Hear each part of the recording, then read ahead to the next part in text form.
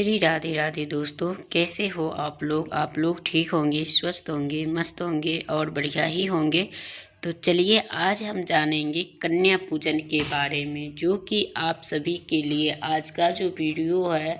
कन्या पूजन को कन्याओं को खाने में कौन सा चीज़ खिलाना चाहिए, माता दुर्गा होती है क्रोधित। तो चलिए वीडियो को लास्ट तक देखिए। वीडियो कहीं से भी अच्छी लगी तो वीडियो को लाइक करिए, चैनल को सब्सक्राइब करिए और ऐसे ही अच्छे अच्छे वीडियो देखने के लिए एक अच्छा सा कमेंट करिए।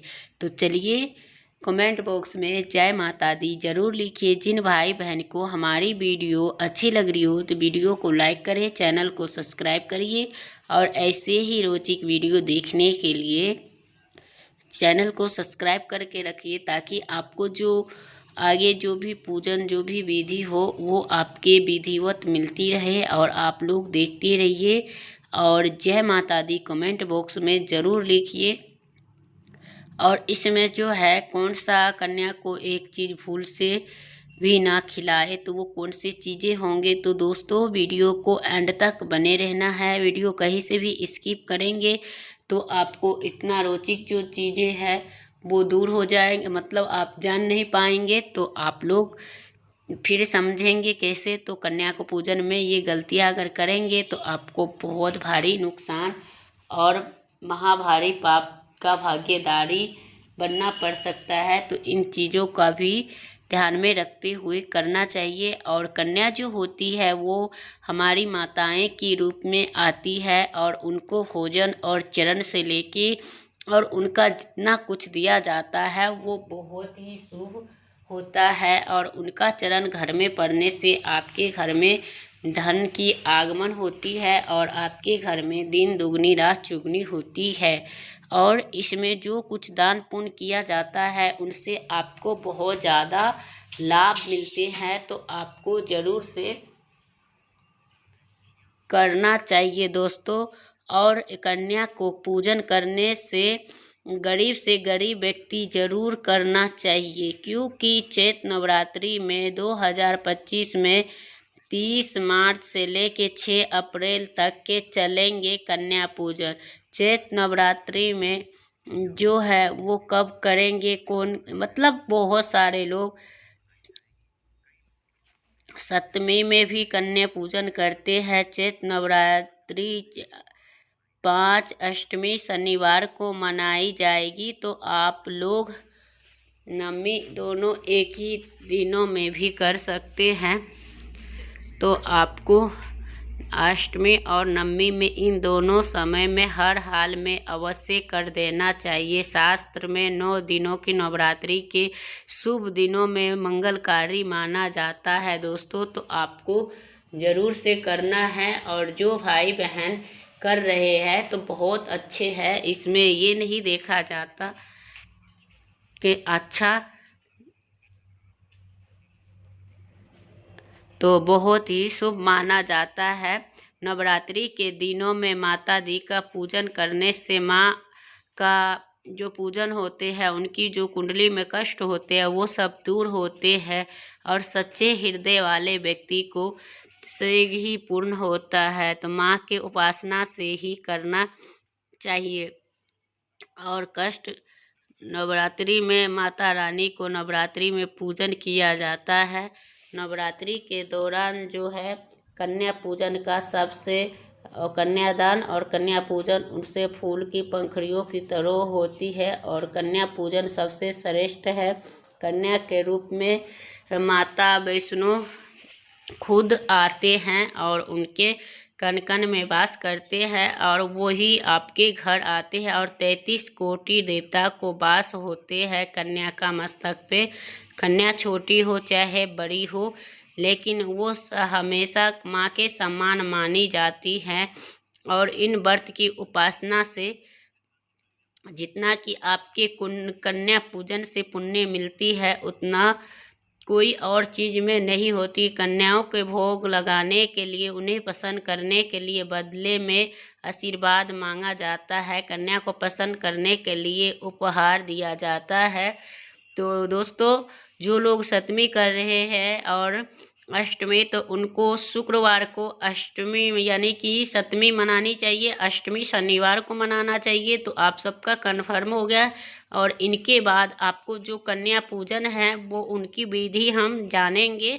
तो आप सब जो है जो सोचेंगे कि मेरे को ये बताई नहीं कब है नहीं है, तो आप सबका कन्फर्म हो गया होगा कि शुक्रवार के सप्तमी तिथि है और शनिवार को अष्टमी। लेकिन जब हमें 10 पूजा लगते हैं तो वो शुभ होता है। जब ये पूजा लगते हैं 8 दिन के, तो वो पूजा उतना शुभ नहीं माना जाता है।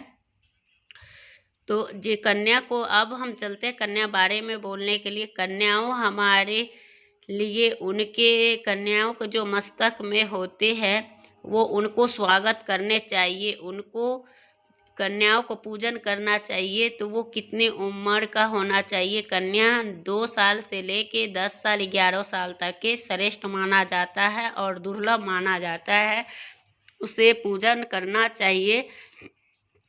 उस दिन हाथ पकड़कर पैर पकड़ के अपने कमरे तक के लाए और उनका जल और गंगा जल से चरण जरूर धोए। और धोने के बाद अपने घर में यानी घर के छत पे छिड़के और उनके बाद आप उनको पूजन करते हैं तो बहुत ही माता वैष्णो प्रसन्न होते हैं और आपको ऐश्वर्य का प्राप्त करवाते हैं।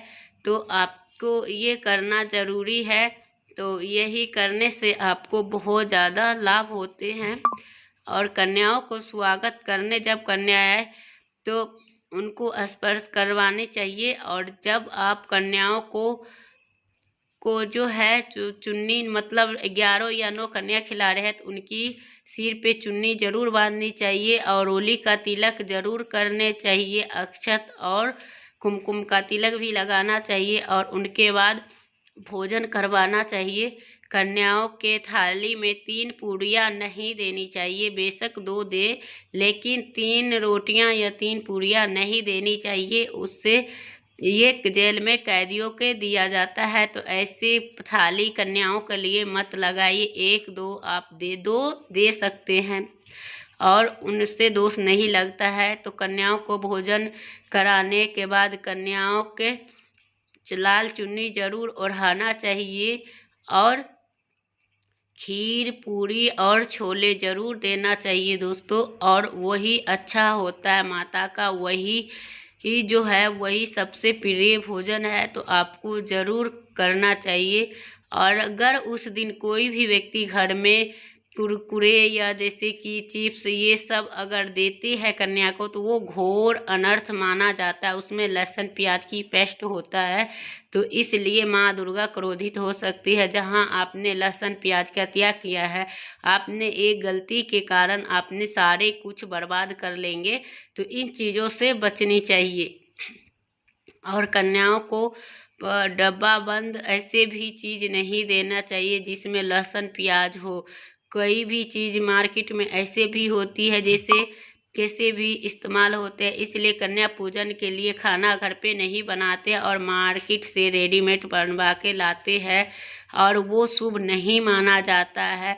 तो ऐसा खाना को खिलाते हैं और दुर्घटना आदि हो गई है वही लोग खिलाते हैं जैसे कि उनके घर में कोई बीमार है। अगर आप सब कुछ से स्वस्थ और बढ़िया है तो आपको घर में ही खुद को नहा धो के भोजन बनानी है और बिल्कुल साफ़ सुथरा से, क्योंकि माता रानी उन्हीं का भोजन ग्रहण करते हैं। और जो लोग इन पूजा को यानी कि अपमान करते हैं और बाहर के खाना कन्याओं को खिलाते हैं तो बहुत ही पाप लगता है। बेशक आप ज़्यादा ना बनाओ तो कम से कम आप अपने हाथ से थोड़ा ही बना के ज़रूर खिलाए और अपना ही घर का शुद्ध भोजन कराए। और दोनों पति पत्नी जो घर के सदस्य हो सभी कन्या का पैर छुआओ और छुओ खुद से और उनसे आशीर्वाद जरूर लो। और कन्या का कभी भी प्लास्टिक के बर्तन में खाना मत खिलाइए, उससे अशुभ होता है। और प्लास्टिक के जो बर्तन होती है वो जानवर के हड्डियों से बनाई हुई होती है। कन्याओं को हमेशा स्टील की बर्तनों में भोजन करवानी चाहिए, वो अति शुभ माना गया है। अगर पेड़ के पत्ते में भोजन कराते हैं तो वो भी माता बहुत पसंद होती है। तो दोस्तों, आप सभी को अगर वीडियो कहीं से भी अच्छी लगी तो वीडियो को लाइक करिए, चैनल को सब्सक्राइब करिए और ऐसे ही अच्छी अच्छी वीडियो देखने के लिए अच्छा सा कमेंट करिए। शुक्रवार का दिन माता संतोषी का प्रिय होता है और उस दिन आप जानते हैं, उस दिन माता जो होते हैं उनको उस दिन खटाई वाले चीज़ नहीं यूज करना चाहिए। चाहे नींबू, चाहे कुछ भी, करी, चाहे वो लस्सी जैसे पीते हैं तो वो घोर पाप लग सकता है और आपको तो वो चीज़ों से आपको बचनी चाहिए दोस्तों। और आपको वो नहीं खिलाने चाहिए और आपको वो मतलब अनर्थ हो सकता है। तो वही कार्य आपको करनी चाहिए। और उन थाली में लौंग और इलायची ज़रूर देनी चाहिए। लौंग मतलब 9 थाली है ना, तो 9 में जोड़ा जोड़ा लौंग या एक एक लौंग ज़रूर रखनी चाहिए। और उनके बाद जो है नारियल का गोला होता है उनका भी एक एक टुकड़ा तोड़ के ज़रूर खिलानी चाहिए। और क्योंकि इससे आपके भाग्य चमक जाएगा और माता लक्ष्मी आपके जीवन में धन की कोई कमी नहीं होने देगी। तो आपको बता दूं कि कन्या का यानी उपहार में क्या दे। दक्षिणा में आप उनको जैसे कि पैसे दे 11, 5 जैसे जो हो आपकी श्रद्धा, वही अच्छी बात होती है। और कन्या जो धन लेके जाती है खुशी खुशी, तो वही आपको धन प्राप्त होते हैं।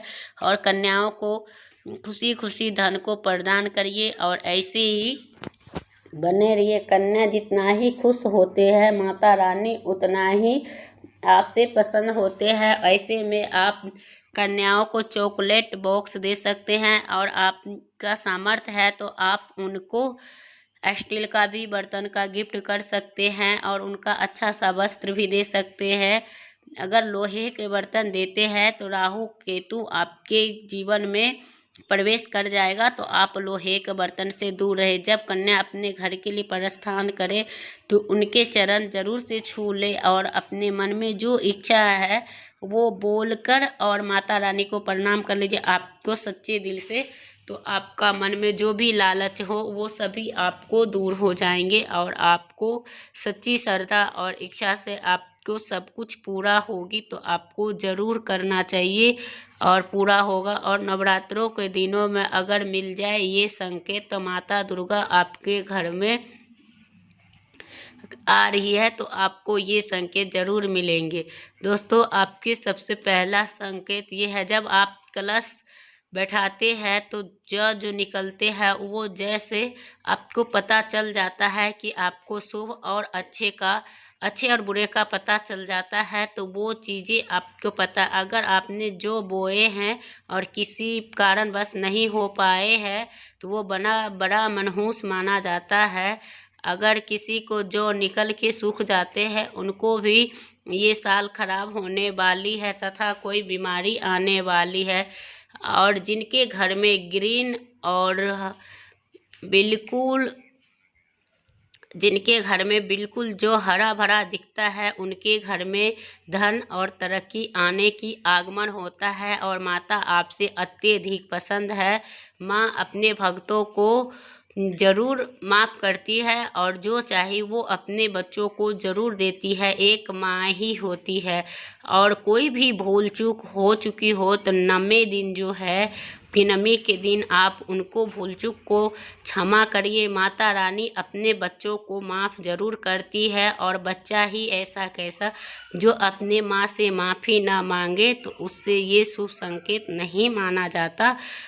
तो आपको इस चीज़ के ज़रूर करना चाहिए। अगर आप 1 रुपया का सिक्का और जो के बीचों बीच दबा दिया जाए तो आपके घर में सुख समृद्धि आती है और माता उसमें दौड़ी दौड़ी चली आती है। तो आपको जो के बीच में ज़रूर डालनी चाहिए, कभी भी धन अवश्य डालने चाहिए जिससे माता का आशीर्वाद सदैव आप पे बना हुआ हो।